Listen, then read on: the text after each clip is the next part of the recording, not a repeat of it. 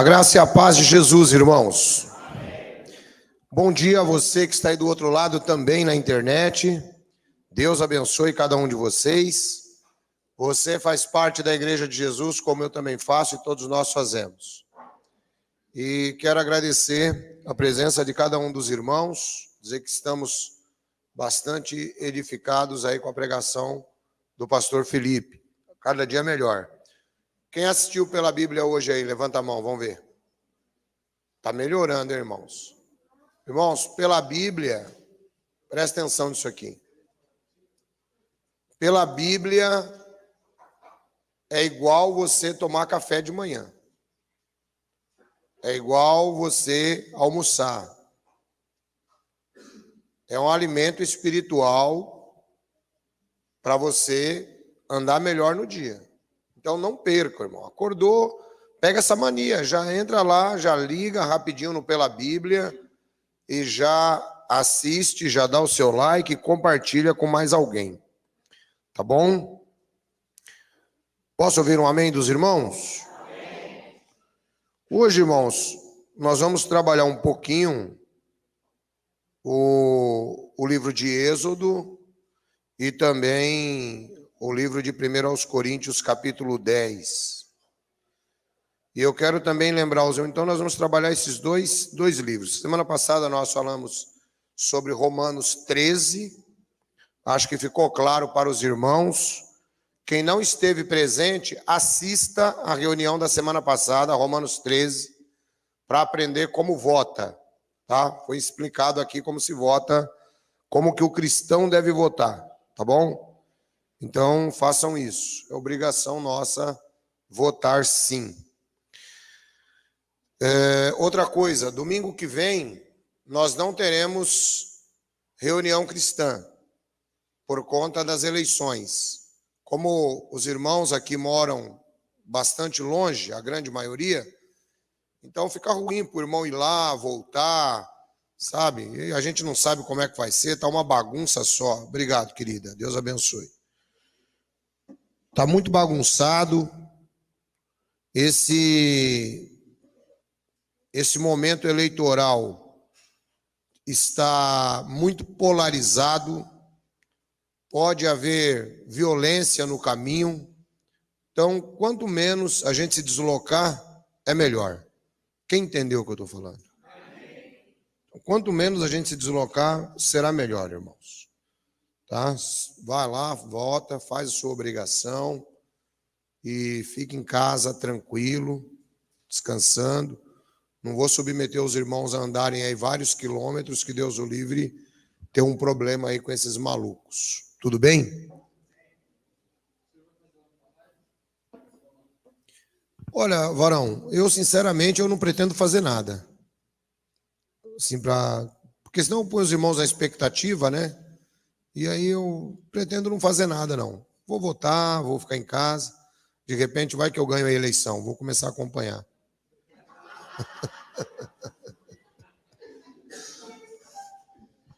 Então não vou fazer nada, não.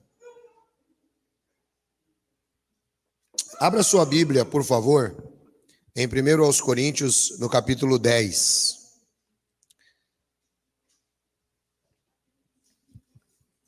Irmãos, uma regra para ler a Bíblia. Uma regra para entender a Bíblia. A irmã pode deixar já no jeito aí também o livro de Êxodo. Coloca para mim a Bíblia Almeida atualizada, que é a que eu estou hoje aqui. Por favor, vê se ela fica mais fácil aí.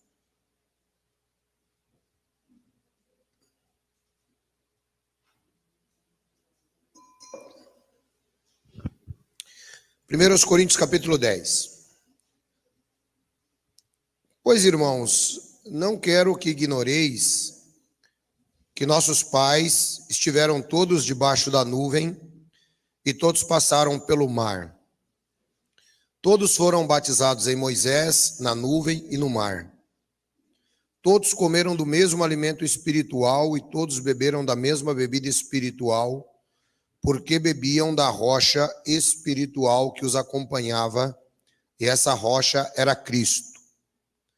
Mas Deus não se agradou da maior parte deles, e por isso seus corpos ficaram prostrados no deserto. Essas coisas aconteceram como exemplo para nós, a fim de que não cobicemos as coisas más como eles cobiçaram. Não vos torneis idólatras como alguns deles, conforme está escrito. E o povo assentou-se para comer e beber e levantou-se para se divertir. Nem pratiquemos imoralidade como alguns deles fizeram e caíram num só dia 23.000. E não tentemos Cristo, como alguns deles fizeram e foram destruídos pelas serpentes. E não murmureis como alguns deles murmuraram e foram mortos pelo destruidor. Tudo isso lhes aconteceu como exemplo e foi escrito como advertência para nós, sobre quem o fim dos tempos já chegou. Assim, aquele que pensa estar de pé, cuidado para que não caia. Não veio sobre nós nenhuma tentação que não fosse humana, mas Deus é fiel e não deixará que sejais tentados além do que podeis resistir. Pelo contrário, juntamente com a tentação, providenciará uma saída para que possais suportar. Irmãos, nós precisamos compreender o seguinte: sempre que nós lemos o Antigo Testamento, ele precisa ter sido revelado aqui no Novo. Se não tiver revelação no Novo Testamento, é interpretação humana. Deu para os irmãos entenderem? Ah, mas eu li isso no Antigo Testamento. Mas espera aí, Jesus ou os apóstolos falaram sobre este assunto? Não. Então é invenção humana. Ah, mas está na Bíblia. Está na Bíblia porque Deus decidiu registrar para o nosso conhecimento. O que é que nós devemos entender? Esse caso aqui de Israel é um caso que está revelado no Novo Testamento.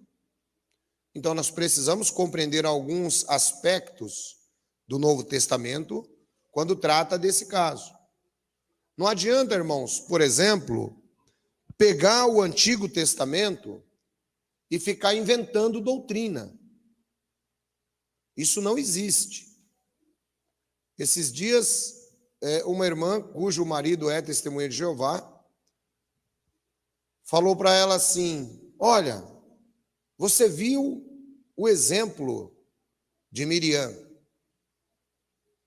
Miriam desobedeceu Moisés. Da mesma maneira, nós temos que obedecer o corpo governante.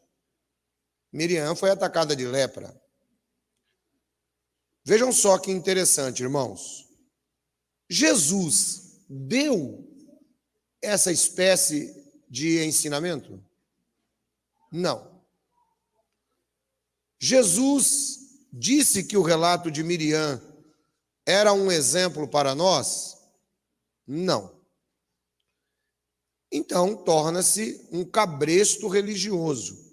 Porque o Antigo Testamento é ótimo para colocar cabresto religioso nas pessoas. E muitos espertos se aproveitam disso. Mas aqui no capítulo 10 de Coríntios, Paulo relembra algumas fases na vida de Israel e ele diz que nós devemos vigiar nesse aspecto. Vamos dar uma olhadinha, vamos voltar lá, porque tudo que Paulo disse aqui está no livro do Êxodo e também no livro de Números. Deixa, viu, querida? Deixa aí no 1 Coríntios 10, deixa desde o versículo 1, que eu não preciso ficar indo e voltando. Eu pego aqui e vou trazendo para as pessoas aquilo que já está escrito. Bom, abre a sua Bíblia aí em Êxodo, capítulo 16. O pano de fundo aqui, irmãos, é o seguinte. Fazia pouquíssimo tempo que Israel havia passado pelo Mar Vermelho. conforme diz o texto aí, 1 Coríntios 10, 1, irmã, por favor. Irmã, 1 Coríntios 10, 1, por favor. Conforme diz aí o texto, eles tinham passado, todos estiveram debaixo da nuvem e todos passaram pelo mar. Então, o que é que acontece aqui? Fazia muito pouco tempo que Israel tinha passado pelo Mar Vermelho. Irmãos, imaginem vocês que espetáculo deve ter sido ver o mar se abrir e aquelas pessoas passarem em terra seca. Imaginem só como isso deve ter criado um impacto na vida das pessoas. Era o poder de Deus. Depois que eles passaram pelo mar, a Bíblia diz que isso foi um batismo em Moisés. A Bíblia diz que havia uma nuvem que os acompanhava durante o dia e uma coluna de fogo à noite, indicando o caminho para onde eles deveriam ir. O que eu estou mostrando para vocês? Que eles viram coisas sobrenaturais da parte de Deus. E aquele sobrenatural não foi capaz de fazer com que aquelas pessoas tomassem o rumo correto. Mesmo vendo o sobrenatural. Eu penso que é por isso que Deus colocou a fé como ponto essencial para a salvação. Porque mesmo se nós não estamos vendo, a fé nos faz caminhar muito melhor. E aí, irmãos, o capítulo 15, aí no versículo 22, ele começa trazendo aí para a gente um aspecto bastante interessante. Veja, tinha pouquíssimo tempo que eles tinham saído do Egito. Eles passaram pela nuvem, passaram pelo mar, e o texto diz: depois disso, Moisés fez Israel partir do Mar Vermelho, e eles foram para o deserto de Sur. Caminharam 3 dias no deserto e não acharam água. Chegando a Mara, não podiam beber das águas, pois eram amargas. Por isso o lugar foi chamado Mara. E o povo murmurou contra Moisés, dizendo: o que vamos beber? Irmão, presta atenção. Esse pessoal acabou de ver o mar se abrir. Acabaram de ver o milagre de Deus. Só que agora eles estão sem água. E diz a Bíblia que eles começaram a murmurar contra Moisés. Irmãos, Deus odeia murmuração. Então, na próxima vez que você começar a murmurar demais, pense no pecado dos israelitas, que foi a murmuração. A situação nem sempre é das melhores, e não espere que seja. Não espere que seja. Não vai ser nunca. Porque, irmão, quando você sai de uma dificuldade, logo acontece outra. A vida do ser humano é assim. O grande problema é que você pensa que é só a sua que está assim. E não é, é a de todo mundo. Se você pegar uma prancheta, for lá para Campinas tentar fazer um censo, pegue lá 100 pessoas, você vai ver que os problemas são parecidos, porque todos nós somos seres humanos. Se você pega um rico, aí você diz: ai, se eu ficar rico, acabaram-se os meus problemas.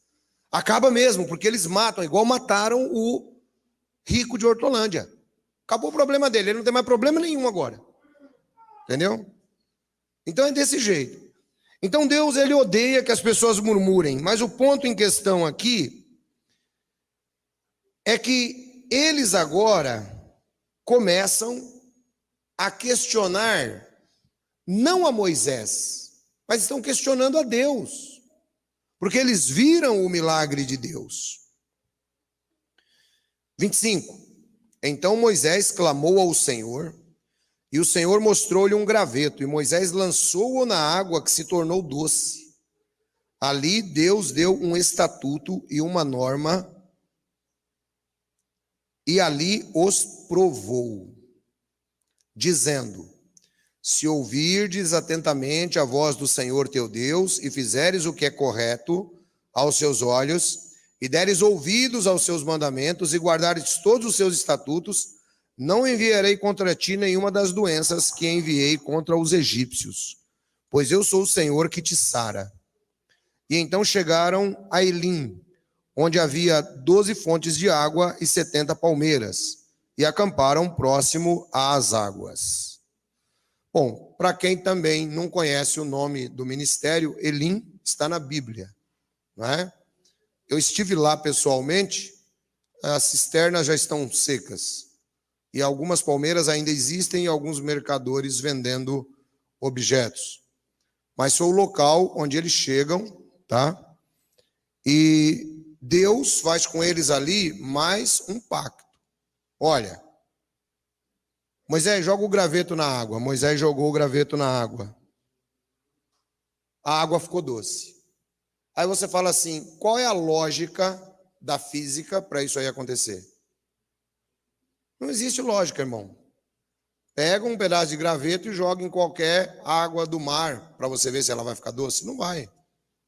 Então, é novamente Deus trazendo um milagre sobre a vida daquelas pessoas. Foi por isso que Paulo disse: eu não quero que vocês sejam ignorantes, que nossos pais estiveram todos debaixo da nuvem, todos passaram pelo mar. Ou seja, Paulo está dizendo assim, aqui não tem criança, todo mundo conhece o poder sobrenatural de Deus. E as pessoas a quem eu prego também conhecem o poder sobrenatural de Deus. Se você nunca viu acontecer na sua vida, você pode pelo menos na Bíblia ler. E aí o versículo 2, conforme nós estamos continuando,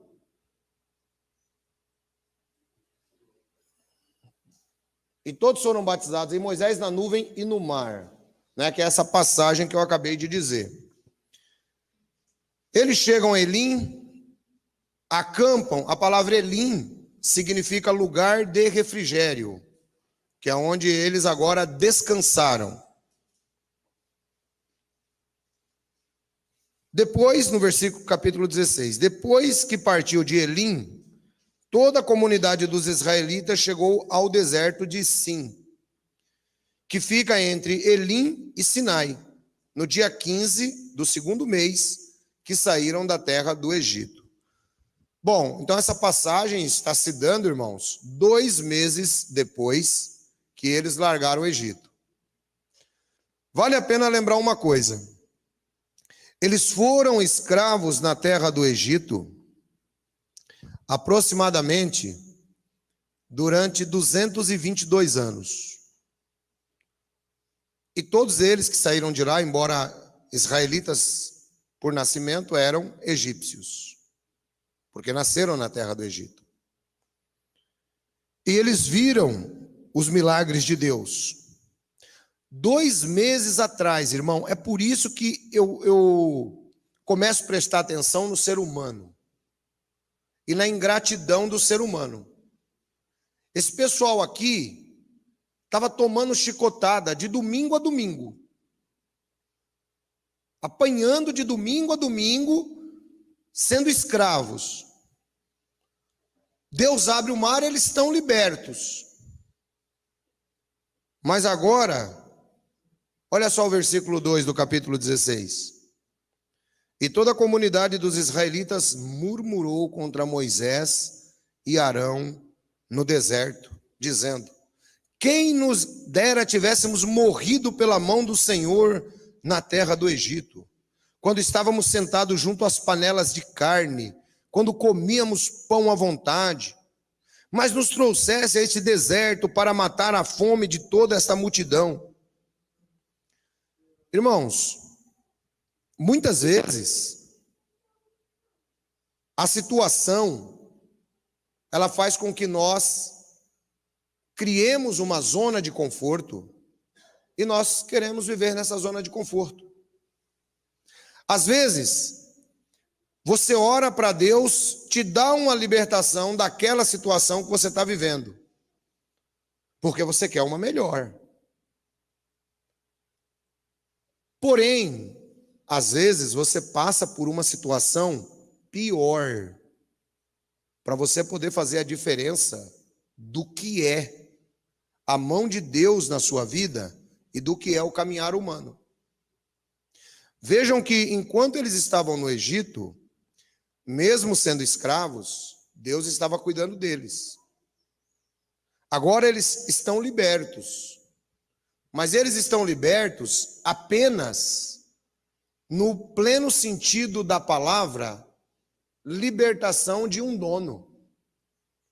Porque a cabeça de escravo era a mesma.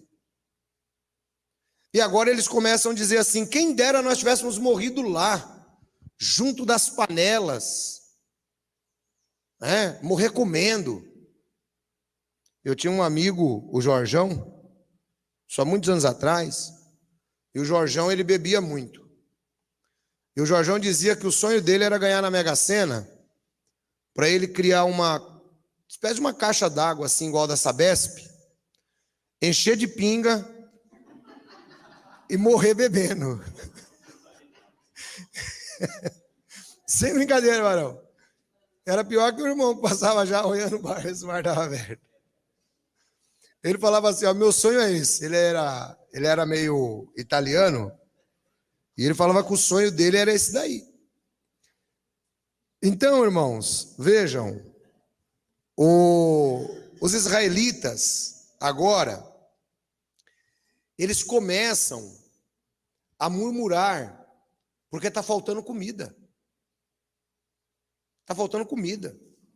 E é interessante que essa rota que Deus estava mandando Israel traçar, irmãos, ela levaria mais ou menos 2 anos para eles chegarem até a terra prometida.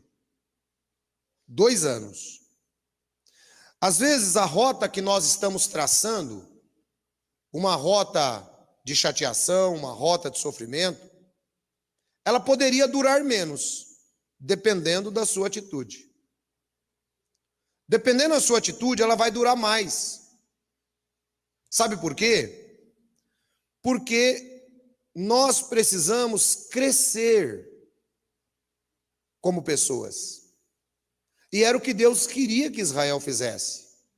Deus está com uma terra todinha preparada para eles. Mas é aquilo que eu sempre digo, irmãos, tudo que vem de graça, que fica muito fácil, as pessoas não valorizam. Pode prestar atenção. Presta atenção para você ver. Foi o caso deles aqui. Foi muito fácil passar pelo Mar Vermelho. Foi muito tranquilo. A gente está com sede, joga um graveto, a água fica doce. Estava tudo super simples para eles. Então era 2 anos que eles iam ter que passar de provação, mas tem que passar no deserto. Agora o versículo 4 nos diz: então o Senhor disse a Moisés: farei que do céu vos chova pão, que era o maná. O maná era uma sementinha e que eles transformavam em massa e faziam como se fosse um pão doce. Era mais ou menos o gosto do maná. E aí Deus diz que faria isso para eles até o 6º dia.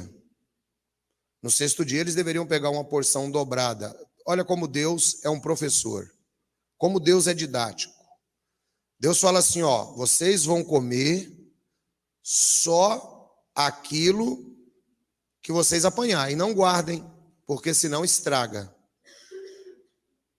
Qual é a lição que nós tiramos aqui, irmãos? Porque Paulo, ele está falando, olha lá, todos comeram de um mesmo manjar espiritual.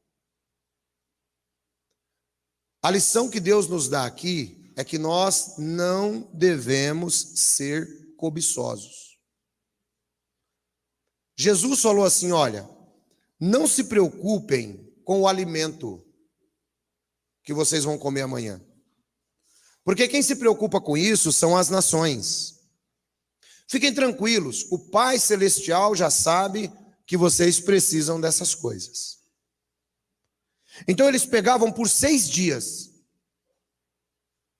No sexto eles podiam pegar uma porção dobrada, aí não estragava. Olha o sobrenatural de Deus, de novo. Mas se eles pegassem, vou pegar hoje logo para segunda e terça. Enchia de bicho, estragava. O que nós aprendemos com isso, irmãos? Nós temos que aprender a deixar Deus controlar um pouco mais as nossas situações e a nossa vida. Porque eu não sei, quem acredita em Deus aí, dá um amém. Amém. Que bom. Não, porque a gente fala que acredita, mas vive sem manifestar que acredita. Esse é o nosso problema. A gente fala que acredita, mas na hora que precisa manifestar, e não é manifestar igual lá na Universal, não. É manifestar a fé. Aí a gente não acredita. Tem uma irmã perguntando aqui qual é o livro da Bíblia que nós estamos tratando.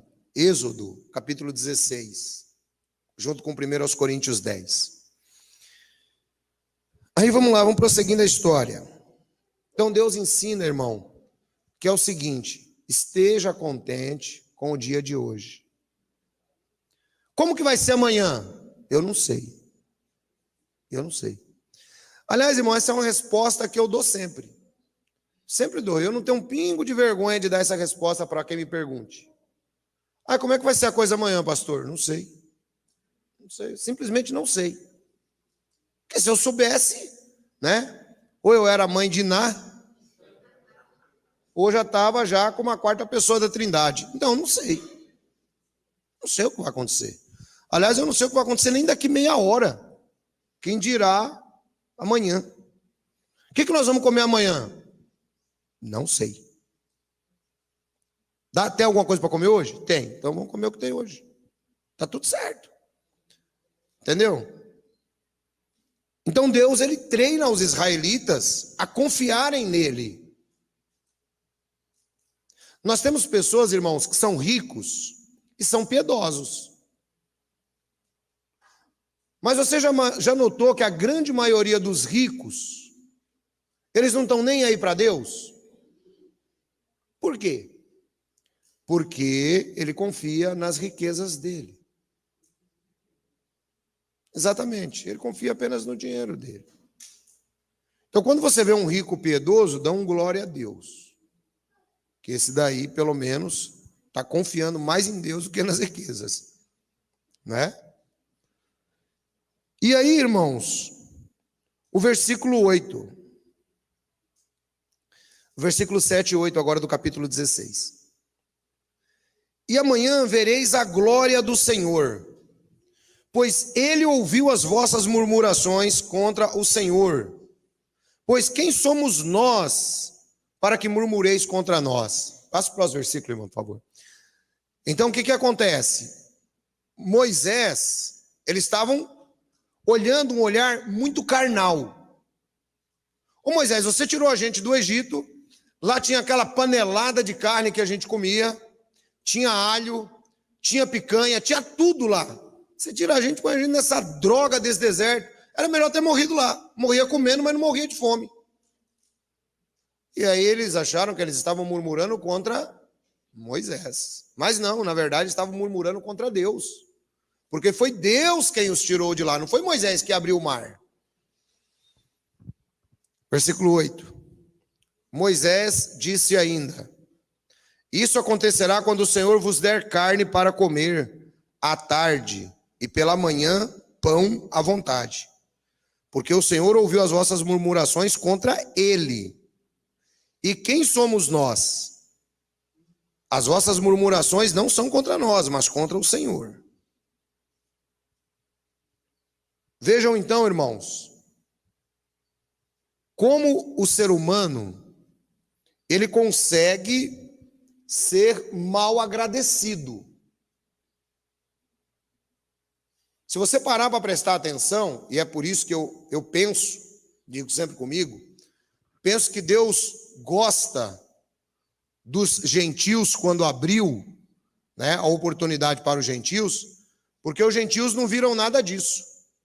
Iam ter que trabalhar só pela fé. Mas mesmo assim, tem horas que Deus opera na sua vida e você esquece. Não dá 2 dias, você já está reclamando. Então, irmão, nós temos que tomar bastante cuidado com essa questão de reclamação, sabe? Porque esse não é o melhor caminho. Tem um louvor que diz: conta as bênçãos, conta quantas são, recebida das divinas mãos. Nós contamos os malogros da nossa vida, mas nós não contamos as bênçãos. É difícil a gente contar as bênçãos. Abençoa a vida de uma pessoa, sei lá, 1 ano, 2 anos, 3 anos, 4 anos, 10 anos. E um dia, fale uma palavra que ela não gostou e se ofendeu. Você acha que ele vai lembrar das bênçãos? Só se tiver um coração realmente grato. Mas do contrário, simplesmente, fulano para mim não é que existe. Não é assim? Nós temos que ser diferentes, irmãos. Nós temos que aprender a ser gratos. Era o que Deus estava ensinando para os israelitas. Temos que aprender a ser gratos. Ó, Deus vai dar carne para vocês. Vocês não querem morrer perto da panela comendo?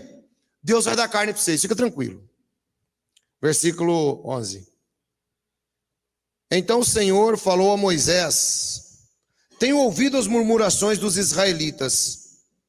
Diz-lhes: à tarde comereis carne, e pela manhã tereis pão à vontade, e sabereis que eu sou o Senhor vosso Deus.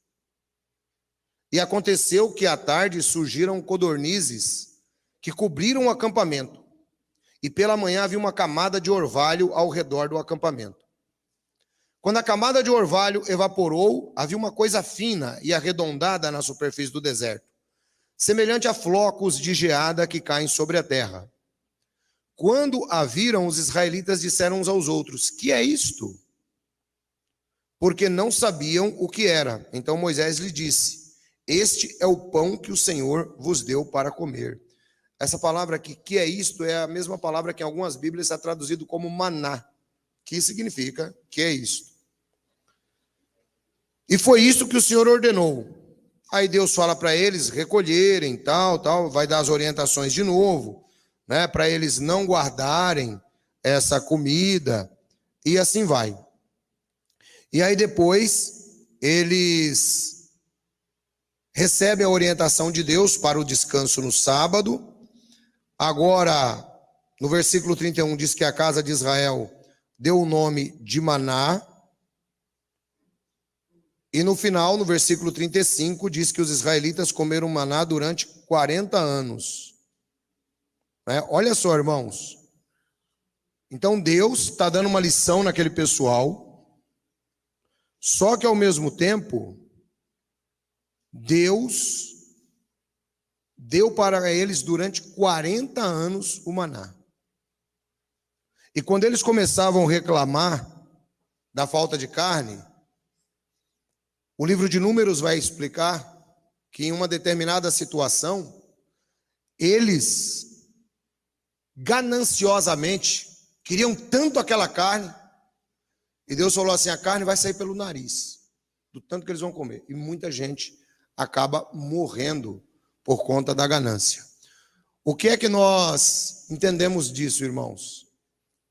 Que nós não precisamos estar tão desesperados, porque o mundo está ficando cada vez pior, e vai piorar mais. Não venha para a igreja achando que sua vida vai melhorar. Porque se aqui ela está ruim, lá fora ela vai ser um pouco pior. Porque pelo menos você tem o consolo das Escrituras. Mas venha sabendo que a situação que se avizinha sobre a terra, ela será ruim para todos nós. Para todos. Às vezes, irmãos, nós não temos o ponto de vista correto para olhar a situação. E são nesses momentos que nós acabamos fazendo exatamente igual aos israelitas. A gente esquece as bênçãos que Deus já criou na nossa vida e passamos a nos concentrar nas situações negativas. E tem uma coisa interessante aqui. Os místicos chamam isso de poderes do universo, né? Forças que o universo produz. Eu não diria nada disso. Eu diria que quanto mais você se empenhar em uma situação negativa, pior ela vai ficar para você, por conta da sua atitude negativa. Agora, quanto mais você se empenhar em uma atitude positiva, muito melhor ficará a sua vida. Porque Deus, Ele vai tratar de você a partir dos seus pensamentos. Vocês já notaram uma coisa interessante, irmãos? Tem pessoas que vivem doentes uma vida inteira. Até que um dia ele fala assim, eu vou no médico. Essa dor está me incomodando, eu vou ao médico. Aí vai ao médico, faz todos os exames, o médico descobre que ele tem câncer. Ele morre com 2 meses. Sabe quem matou ele? Não foi o câncer, foi a cabeça dele. O poder da nossa mente, irmãos, ele é muito grande. E a gente usa de qualquer jeito. A gente usa para o mal, a gente usa para o bem. E a gente não sabe que a gente está usando. Então comece a usar os seus pensamentos de forma mais positiva, de forma a agradecer mais, reclamar menos, agradecer mais. E era isso que o povo de Israel não entendia. Vamos no capítulo 17. Toda a comunidade dos israelitas partiu do deserto de Sim, avançando aos poucos conforme a instrução do Senhor. E acamparam em Refindi, mas ali não havia água para o povo beber. Então o povo começou a discutir com Moisés, dizendo, dá-nos água para beber, Moisés. Moisés lhes respondeu, por que discutis comigo? Por que colocais o Senhor à prova? Mas o povo, sentindo sede, murmurou contra Moisés, questionando, por que nos fizeste sair do Egito para nos matar de sede junto com os nossos filhos e nosso gado? Então Moisés clamou ao Senhor, que farei com este povo? Daqui a pouco me apedrejarão. Então o Senhor disse a Moisés, passa adiante do povo, leva consigo alguns dos anciãos e leva na mão a vara com que feriste o rio e vai em frente. E ali estarei diante de ti sobre a rocha no Horebe. Bate na rocha e dela sairá água para que o povo possa beber. E assim fez Moisés diante dos anciãos de Israel. E deu ao lugar o nome de Massá e Meribá, por causa da discussão contra os israelitas, e porque colocaram o Senhor à prova, questionando o Senhor. O Senhor está ou não no meio de nós? Irmãos, dá uma olhada.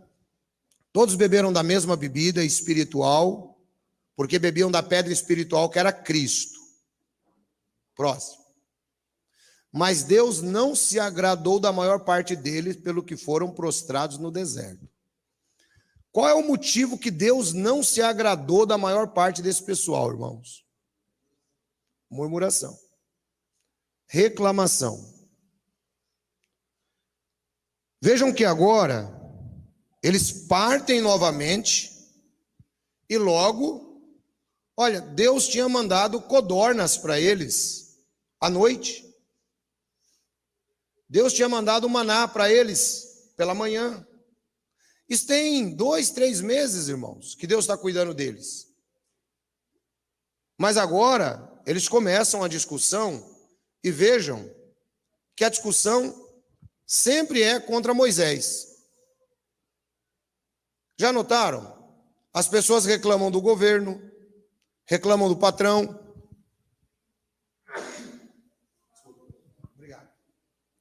Reclamam do patrão, reclamam do governo, reclamam do pai, reclamam da mãe, reclamam de todo mundo. Mas eles próprios não estão dispostos a moverem uma palha. Já perceberam isso? Na verdade, essas reclamações não são reclamações contra a pessoa em si, mas é reclamação contra a própria vida. É reclamação contra Deus, conforme nós temos observado. Agora, eles começaram a brigar, o Moisés fica com medo até de ser apedrejado. Eles vão me apedrejar. Daqui a pouco eles me apedrejam, porque agora a coisa está ficando feia para o meu lado. E aí, irmãos, olhe só o próximo versículo. Essas coisas foram nos feitas em figura, para que nós não cobicemos as coisas más como eles cobiçaram. Então nós já vimos aqui, por exemplo, algumas das coisas más que eles cobiçaram. Comer e beber é mal? Não, é bom. Mas quando você come demais ou bebe demais, faz bem? Não. Então Deus, ele reprova que a pessoa coma demais, ou que beba demais, ou que se preocupe apenas com a comida e com a bebida. Irmãos, você sabe o que é que nos diferencia dos animais, além da estética? É aquilo que Deus colocou em nós, que é espiritual. Se você tiver, por exemplo, um cachorrinho em casa, você deu comida para ele, ele fica bonzinho, fica tranquilo, não é?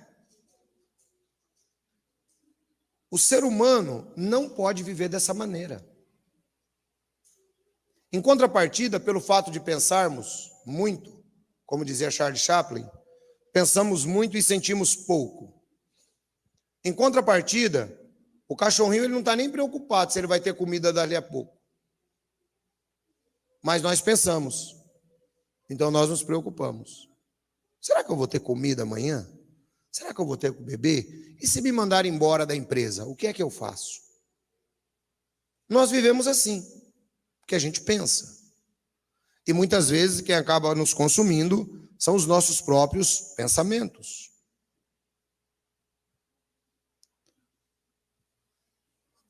Essas coisas então aconteceram como figura para nós. De novo eu volto a explicar. Aqui é o Novo Testamento interpretando o Velho Testamento. Não vos façais idólatras como alguns deles, conforme está escrito. O povo assentou-se a comer, beber e levantou-se para folgar. Irmãos, tem um pecado na Bíblia que Deus odeia. Mas assim, eu nunca vi Deus odiar um pecado do jeito que Deus odeia esse pecado que está na Bíblia. E está aqui nesse texto. Não vos façais, pois, idólatras. Isso aí é no caso do bezerro de ouro. Moisés sobe ao monte. Quando ele volta, o povo já tinha criado o bezerro. Estavam adorando aquele ídolo. E o mais interessante é que eles diziam assim: este é o Jeová que nos tirou da terra do Egito. Aí você para e pensa, irmão, a cabeça desse povo, né? Porque eu fico pensando, nós não vimos quase nada que Deus fez. Eu acho que é por isso que Deus gosta da gente. A gente não viu quase nada. A gente vem só na raça e na fé. Tipo corintiano. né? Só raça e fé que a gente vai. Então você imagine, para quem era mais difícil? Para nós ou para eles? Para nós. Para nós era muito mais difícil. Agora, o pessoal, o que eles fazem? Está lá em Êxodo 32. Esse é o Jeová que nos tirou da terra do Egito. Bom, Deus deve ter ficado muito bravo com essa história, né? Primeiro, de colocar o nome dele num bezerro. E depois, porque eles estão dando crédito ao bezerro, não a Deus. Por que eles estavam dando crédito ao bezerro? Se você lembrar, no começo, eu disse que todos eles eram israelitas por nascimento, mas eram egípcios de verdade. E aí o que acontece, irmãos? No Egito, adorava-se a vaca, adorava-se tudo que é tipo de animal, e normalmente sempre misturado com o homem. Então a influência egípcia ainda está na cabeça deles. Ou seja, o povo sai do Egito, mas o Egito não sai do povo.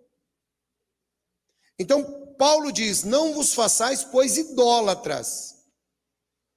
O povo assentou-se a comer e a beber e levantou-se para folgar. Então, irmãos, comer e beber não tem problema nenhum.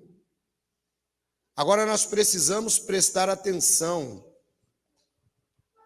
O que é que ocupa o primeiro lugar na nossa vida? Não é?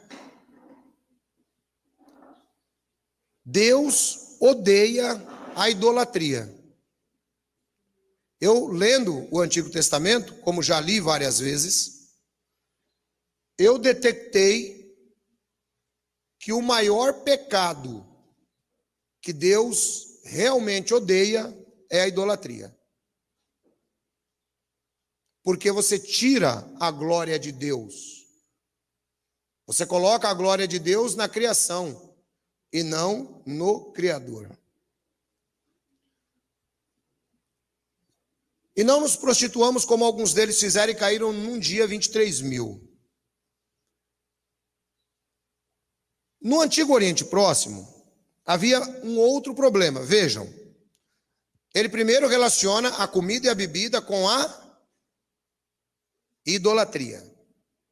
Agora ele fala, não nos prostituamos como alguns deles fizeram e caíram 23 mil num dia só.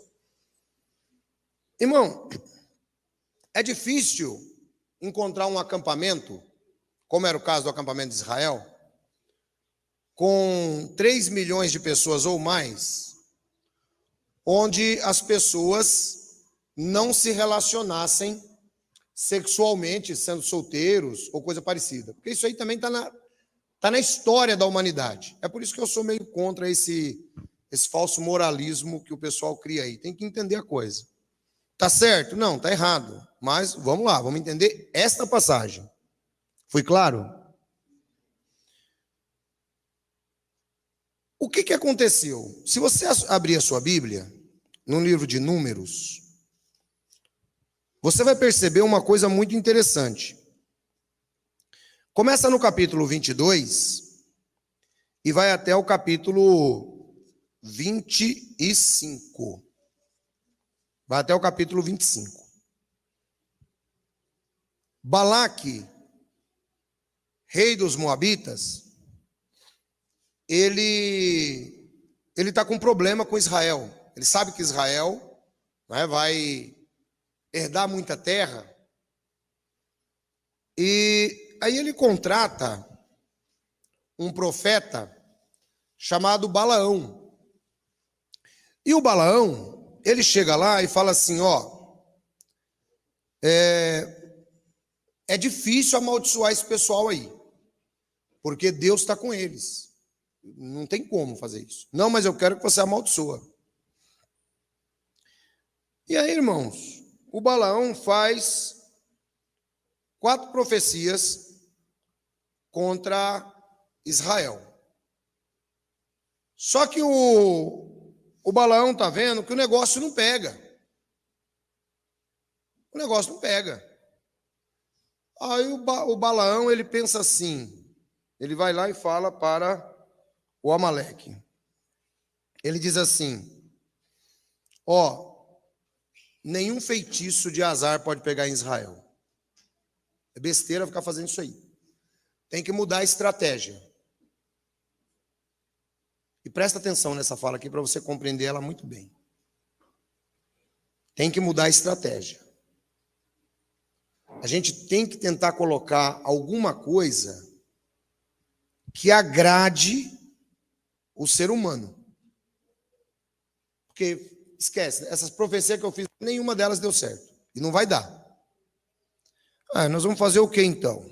Bom, aí, Balaão, ele arma um plano onde os israelitas, eles vão participar de um banquete com as mulheres moabitas. E naquele banquete, diz o capítulo 25, Israel ficou um tempo em Sitim, e o povo começou a prostituir-se com as mulheres moabitas, pois elas convidaram o povo aos sacrifícios dos seus deuses. E o povo comeu e inclinou-se diante dos seus deuses. E a ira do Senhor acendeu-se contra Israel, porque o povo havia se juntado a Baal de Peor. Notem só, irmãos, e é nesse dia que morre 23 mil israelitas. Então, o que Deus está relacionando? Ele está relacionando coisas humanas com a idolatria. Primeiro, o povo resolveu comer e beber. E foram ser idólatras. Depois, o que aconteceu? Agora o povo estava se prostituindo e ao mesmo tempo sendo idólatras. E é aqui que Paulo diz, e não nos prostituamos como alguns deles fizeram e caíram num só dia 23 mil. Porque a prostituição ali não era simplesmente a prostituição carnal. Estava envolvido também a prostituição espiritual, que era quando o povo começa a adorar outros deuses. E o próximo versículo, e não tentemos a Cristo como alguns deles também tentaram e pereceram pelas serpentes. Isto também está no livro de Números. O que acontece? Eles começam agora a reclamar novamente contra Moisés. Eles começam a reclamar e Deus faz o seguinte: Deus envia serpentes que saem das rochas do deserto e começa a picar essas pessoas. E essas pessoas vão morrendo, porque as serpentes eram venenosas.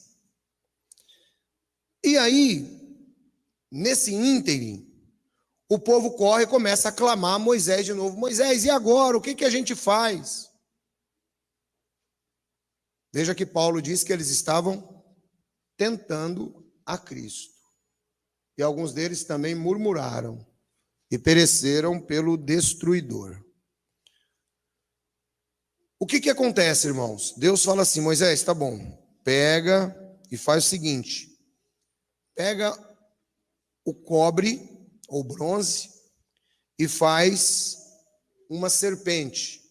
E levanta esta serpente, e todo aquele que for picado pela serpente, ele tem que olhar para a serpente de cobre, e aí ele vai ser curado. E aí, irmãos, é interessante como que Deus trabalha, né? Veja, Deus está punindo o povo o tempo inteiro por causa da idolatria. Agora Deus manda fazer um ídolo, que é uma serpente. Não é? Mas Deus mandou adorar a serpente? Não. Mas vocês sabiam que essa serpente, ela perdurou até os dias do rei Josias? E o povo começou a adorar essa serpente depois, chamada Neustã. O próprio povo de Israel.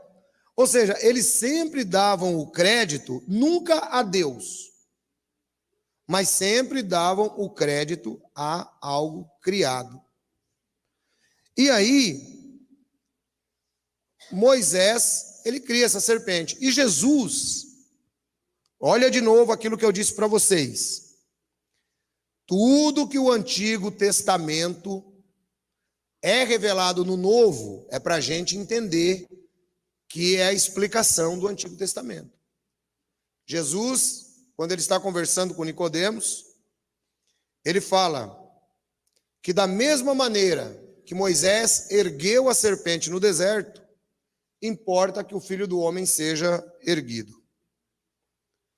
E aí, irmãos, nós percebemos o quê? Olha o texto, como é interessante. Volta lá um pouquinho, irmã, naquele lá, outro lá. Acho que no versículo anterior. E não tentemos a Cristo, como alguns deles também tentaram e pereceram pela serpente. Notem, então, que quando nós começamos a murmurar, a reclamar, nós estamos, na verdade, fazendo isso aqui, tentando a Cristo. Aquela serpente indicava que Cristo seria erguido na cruz e que morreria por todos nós. E que os nossos problemas e as nossas reclamações, elas devem ficar na cruz. Ou seja, gratidão por tudo que Deus já fez na nossa vida. Hoje nós não olhamos para uma serpente, mas nós olhamos para a cruz. Olhamos para Cristo crucificado, que é onde está a solução dos nossos problemas. É dessa forma. Então, toda vez que você se esquece da sua salvação e começa a murmurar, reclamar, você está literalmente, conforme diz o texto, tentando a Cristo. Porque tudo, irmãos, para em Cristo. Tudo para em Cristo. E aqueles israelitas, eles precisavam também olhar, ter esse olhar futuro para Cristo. Aliás, Moisés já tinha explicado isso aí para eles. O nosso grande problema é que a gente só vê Cristo da época de Cristo para cá, né? Cristo, irmãos, está em toda a história. Cristo está em toda a história. Ele está no passado, está no presente, está no futuro. Então, todas as ações deles, conforme disse Paulo, foram escritas como figura para nós. Próximo. Tudo isso lhe sobreveio como figuras, estão escritas para aviso nosso, para quem já são chegados os fins dos séculos. Então, toda a trajetória de Israel, neste caminho, ela foi escrita para a gente olhar. É uma narração. Para a gente olhar e saber que nós não podemos tomar atitudes parecidas. Está dando para os irmãos compreenderem isso? Não devemos tomar atitudes parecidas. E se tem uma coisa, irmãos, que o ser humano é mestre e ninguém ensina para ele, é reclamar.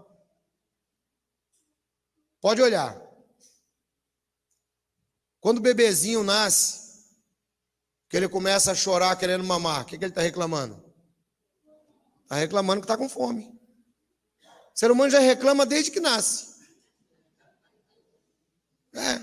Então a gente tem que disciplinar essa reclamação, não é? Porque nada está bom, irmãos. Nada está bom. Nunca está bom. Por isso que o Salomão falou, o olho não cansa de ver, o ouvido não cansa de ouvir. Por quê? Porque para nós nada está bom. Então nós temos que pegar a mania de começar a olhar um pouco mais com gratidão para Cristo. Pode até ser que não esteja bom, Pode até ser.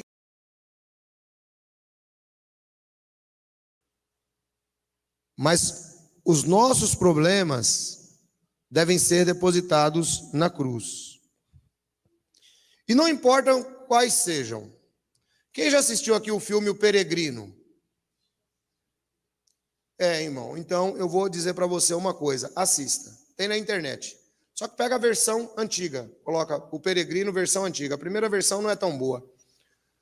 Irmãos, é um filme que é muito legal. E aí sabe o que acontece no final? Eu não vou contar que é preciso assistir. Chama-se O Peregrino. É um filme que, se você se colocar no lugar do peregrino, você nunca mais deixa de ser crente. É um filme excelente. Já assistiu, irmão? Não? Então assiste. Põe lá na internet, lá que tem. O Peregrino, chama-se o filme. E aí você vai entender por que eu estou recomendando esse filme para você, essa questão de reclamações na nossa trajetória humana. E o que tem isso a ver com colocar isso na cruz. Que é só no momento que você deixa tudo na cruz, irmãos, que você começa a realmente viver como cristão. E aí, o próximo texto. Aquele, pois, que cuida a estar em pé, olhe que não caia. Israel estava em pé, Israel era povo de Deus, Israel tinha o maná, Israel tinha água, Israel tinha carne, Israel tinha tudo que um ser humano precisava para sobreviver. E no deserto tinha muito mais. Eles estavam de pé. Mas de um só vez caiu 23.000. Aquela rota, irmãos, que ia demorar 2 anos. Sabe quantos anos ela se tornou? 40 anos. E o que é que nós percebemos? Em grande parte por causa da murmuração. Em grande parte por causa da murmuração. Toda aquela geração que saiu do Egito, a geração mais antiga, foi a geração que morreu no deserto. Que eram exatamente aqueles que mais reclamavam. E que deveria ser o grupo que menos tinha que reclamar. Porque quanto mais você conhece a Deus, você deveria reclamar menos. Próximo. Não veio sobre nós tentação senão humana. Aqui Paulo faz a mesma comparação, irmãos. Tudo que sobreveio a eles foi coisa humana. Não veio nada que eles não pudessem resistir. Mas fiel é Deus, que não vos deixará tentar acima do que podeis. Irmão, não importa qual é a provação que você está passando, né? A palavra aqui, tentação, ela nos dá o sentido de provações, de dificuldades. Deus não vai deixar vir nenhuma dificuldade sobre você que você não possa carregar. Presta atenção nessa palavra. Tá difícil? Fica tranquilo. Lembra desse texto aqui, ó, 10:13. Fiel é Deus, que vos não deixará tentar acima do que podeis. Você quer que eu dê uma ilustração? Quanto pesa um saco de arroz? 5 quilos. Cadê a irmã Rose? Irmã Rose, você colocaria um saco de arroz aí em cima da cabeça do seu filho para ele carregar? Para ele é pesado, não é? Mas aquele saquinho pequenininho de 1 quilo, poderia colocar, né? É assim que Deus trabalha, irmão. A aprovação é de acordo com você. Deus não vai deixar que seja mais do que você aguenta. Lembra de Jonas? Jonas, chegou um momento que ele fala assim, eu quero morrer porque eu não aguento mais. Irmão, ninguém precisa querer morrer porque não aguenta mais. Aguenta, fica tranquilo. Às vezes está só no começo. Né, irmã? Às vezes está só no começo da provação, o irmão já não está aguentando. Não, irmãos, nós vamos ter que atravessar a situação aí. Não adianta recorrer à idolatria, não adianta recorrer a nada. É a cruz. Volta lá, irmã, para mim, por favor. Deus não vos deixará tentar acima do que podeis. Antes, com a tentação, também dará o escape, para que a possais suportar. Às vezes, irmãos, a situação, ela fica tão complicada, tão desesperadora, que a gente não consegue enxergar mais uma saída. Já aconteceu isso aqui com alguém? Você fala assim, não vejo saída. Mas aqui diz que Deus provê a saída. Ele provê o escape, para que você possa suportar. Às vezes, você não vê a saída porque você fica tão envolvido dentro daquela situação que você não consegue mais enxergar, você fica cego. Com quem já aconteceu isso aí? Levanta a mão. Com quase todo mundo, né? Você fica cego, porque você não consegue mais enxergar uma saída. Então, irmãos, não se desesperem, porque a situação não está legal. E Deus, ele provê a saída da maneira como você nem espera. Você nem espera.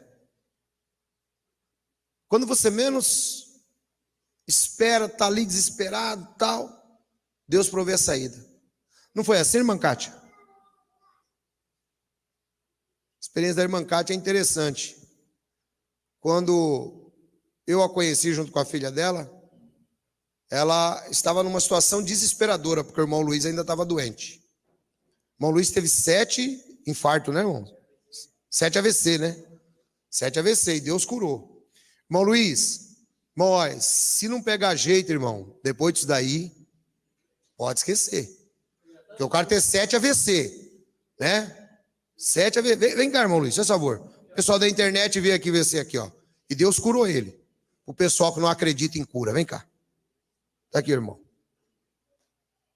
Deus curou. Curou, graças a Deus. É isso aí, irmão. Vocês perceberam? É para aplaudir de pé, igreja. Deus curou.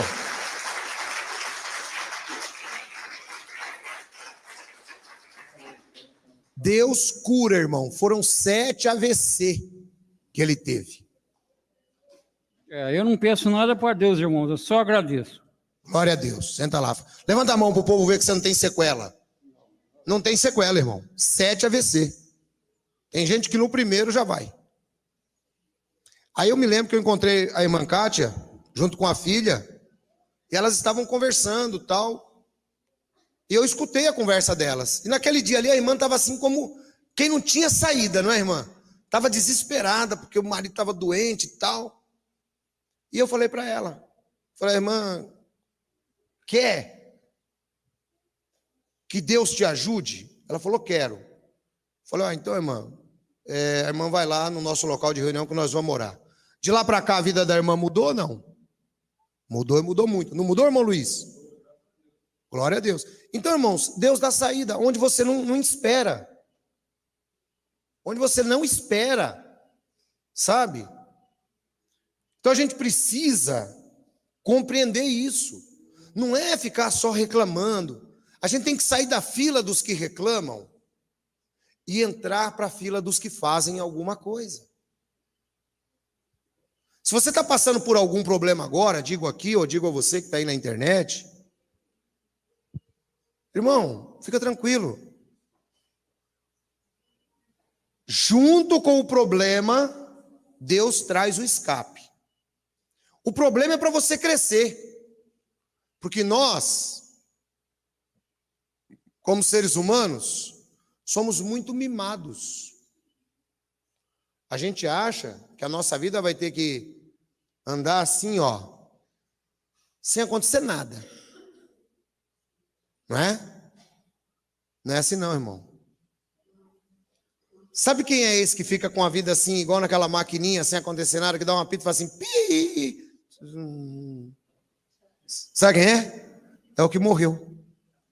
Esse aí. Quando o cara morre, vai pi. Aí vai aquela linhazinha assim contínua. Do contrário, irmão, a nossa vida ela é sinuosa.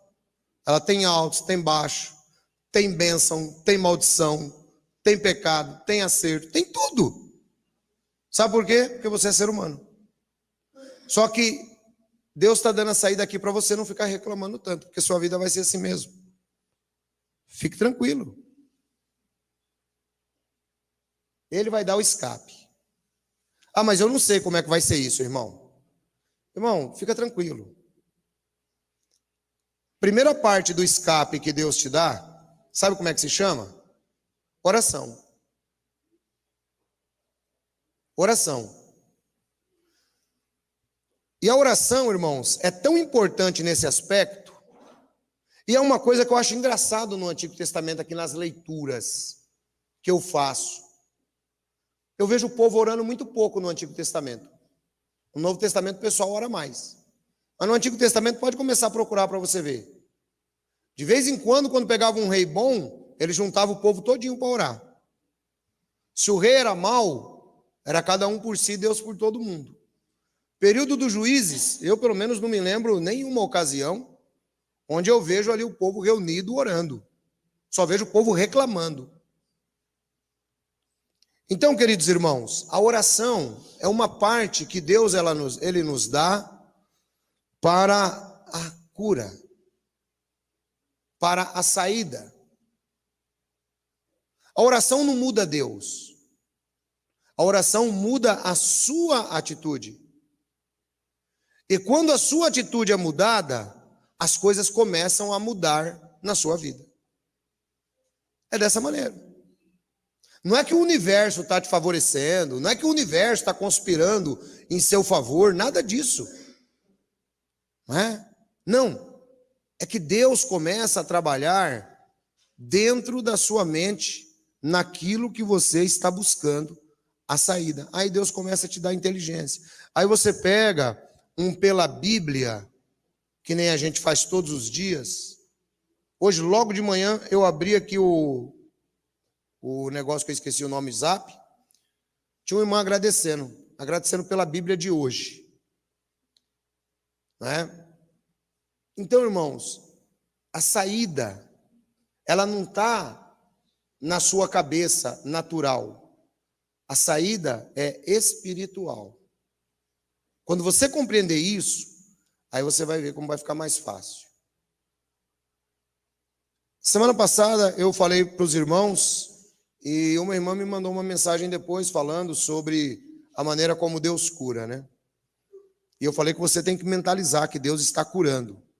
Isso nada mais é do que a sua atitude começar a ser uma atitude de alguém que está sendo curado. E entre outras coisas, mais ou menos, a irmã tentou falar para mim que não é sempre assim, porque são mistérios. Então, irmãos, eu concordo plenamente. Mas se você não fizer nem a lição de casa, como é que você vai esperar ser curado? Por exemplo, Jesus, ele, dependendo da pessoa, ele olhava assim e falava, o que você quer que eu faça para você? Jesus não sabia que era para curar? Jesus sabia, mas o que você quer que eu te faça? É o que você quer que Deus trabalhe. Quem entendeu o que eu estou falando? É no que você quer que Deus trabalhe, irmão. Exatamente, o meio de exercitar a fé. Então, onde é que Deus precisa operar a minha vida? Quais são as dificuldades que eu estou enfrentando? Quais são os problemas que eu estou enfrentando? Então, irmãos, ao invés de reclamar, de murmurar, comece a orar mais. Comece a colocar nos pés de Cristo as situações que você está enfrentando.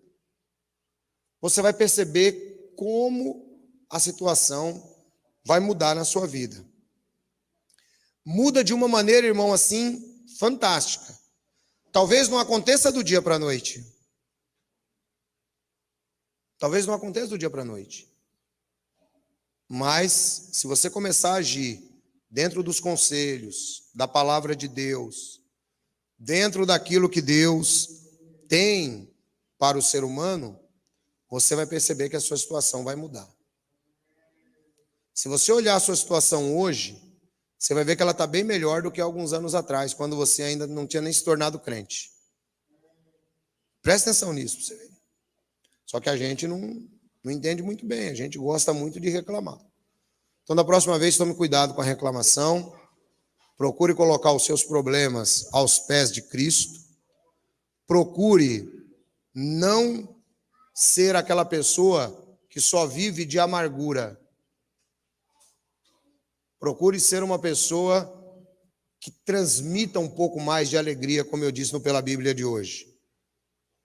O mundo, irmãos, está muito complicado. Nós recebemos muitos direitos. Muitos direitos. A Agenda Global da ONU 2030, existe muitos direitos de empoderamento da mulher. É muito direito. Então, quer dizer, quando a coisa não sai do nosso jeito, a gente começa já a reclamar.